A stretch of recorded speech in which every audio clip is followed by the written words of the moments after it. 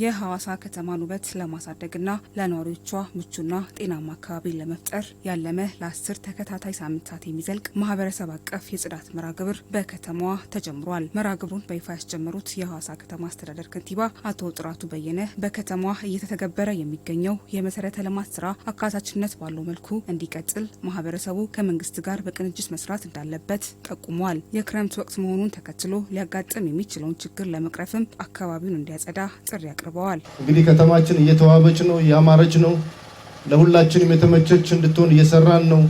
ይሄ ግን በዋና ዋና መንገዶች ብቻ ስለማይሆን ችግር ያለባቸውን ቦታዎችም ጭምር ተደራሽ ለማድረግ እየሰራን ስለሆነ ከተማ በመንግስት ብቻ ሊቀየር አይችልም።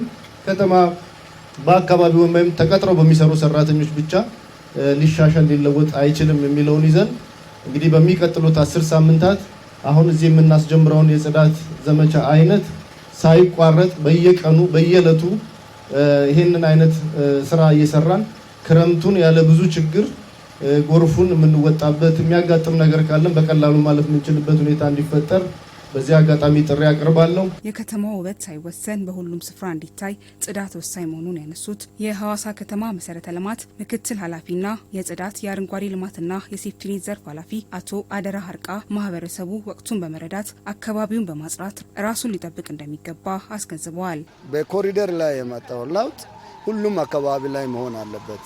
እዚህ ጋር ጽዱ ከተማ ፈጥረን ወደ ውስጥ ስንገባ ደግሞ ሌላ ከተማ እንዳይሆን ሁሉም አንድ ላይ ሆኖ ከተማችን ጽዱ ውብ እንድትሆን የማህበረሰቦቻችን ተሳትፎ የላቀ መሆን አለበት። በአሁኑ ሰዓት ደግሞ ክረምት ነው። ክረምት ሲመጣ ደግሞ የተለያዩ በሽታዎች አንድ ላይ ነው የሚመጣው። አካባቢው ካልጸዳ በተለያዩ በሽታዎች ይጋለጣሉ። የሐዋሳ ከተማ የመናሪያ ክፍለ ከተማ ዋና አስተዳዳሪ አቶ መብራቱ ዱባለ በበኩላቸው የክፍለ ከተማው ነዋሪ በዘመቻው እንዲሳተፍ ግንዛቤን የመፍጠር ስራዎች መሰራታቸውን ነግረውናል። በመርሃ ግብሩ ላይ የተሳተፉት የከተማዋ ነዋሪዎች በተጀመረው ዘመቻ በመሳተፍ የከተማዋንና የአካባቢያቸውን ውበት ለመጠበቅ ቁርጠኛ መሆናቸውን ገልጸዋል። ከዛሬ ጀምሮ እስኪያበቃ ድረስ በየቀኑ እየወጣን እንሰራለን። ለራሳችን ነው ደግሞ ለራሳችን ነው፣ ለመንግስት አይደለም። አካባቢያችን ስለሆነ በየቀኑ በየሳምንቱ በሚሰጠው ፕሮግራም መሰረት ወተን እንሰራለን፣ እንሳተፋለን። እንደሚታወቀው ይሄ ከተማ ውብ ሐዋሳ ነው የሚባለው። እንደዚህ ተመሳሳይ ፕሮግራሞች በቀጣይነት ቢኖሩ ከተማዋ እንደተባለችው እንደ ስሟ ውብ የመሆኗ ሁኔታ ይቀጥላል።